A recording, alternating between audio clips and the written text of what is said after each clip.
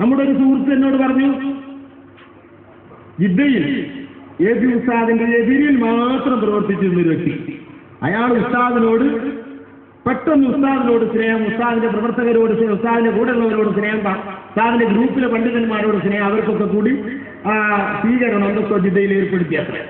അപ്പോ ഇയാളോട് ചോദിച്ചു, എന്ത് നിങ്ങൾ ഇങ്ങനെ പെട്ടെന്നൊരു പരിവർത്തനം എന്ന് ചോദിച്ചപ്പോൾ അയാൾ പറഞ്ഞത്, ഞാൻ അല്ലാഹുവിന്റെ റസൂലിനെ കാണാൻ, അയാൾ ഈ വിഭാഗത്തിലാണ്, എന്താ തുറന്നു പറഞ്ഞതിന് തകരാറൊന്നുമില്ല, ഒക്കെ അങ്ങനെ പുറത്തു പരസ്യമായിട്ടുള്ളതല്ലേ. അയാൾ പറയാണ്, ഞാൻ ഉസ്താദിന്റെ എതിരിലാണ്, പക്ഷെ ഞാൻ അല്ലാഹുവിന്റെ റസൂലിനെ കാണാൻ വളരെയധികം പരിശ്രമിച്ചവനാണ്. അതിനുള്ള ഏക വഴി സ്വലാത്ത് ചെല്ലലാണ്. സ്വലാത്ത് ചൊല്ലി ചൊല്ലി ചൊല്ലി ചൊല്ലി അവസാനം അടുത്ത് ഞാനൊരു സ്വപ്നം കണ്ടു. എന്താ?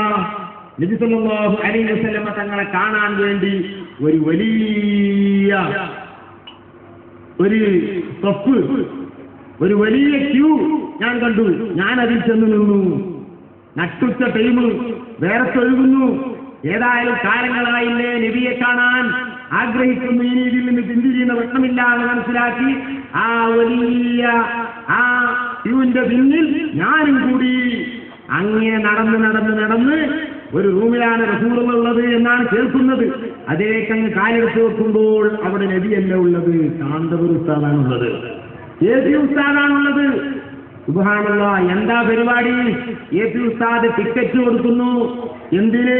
അപ്പുറത്തെ റൂമിൽ റസൂലുള്ള ഇരിക്കുന്നുണ്ട്, ആ നബിയെ കാണാൻ എ.പി. ഉസ്താദ് ടിക്കറ്റ് കൊടുക്കുന്നു. ആ ടിക്കറ്റ് വാങ്ങി ഞാൻ അടുത്ത റൂമിൽ കയറിയപ്പോൾ അവിടെ റസൂലുള്ളാഹി ഇരിക്കുന്നു.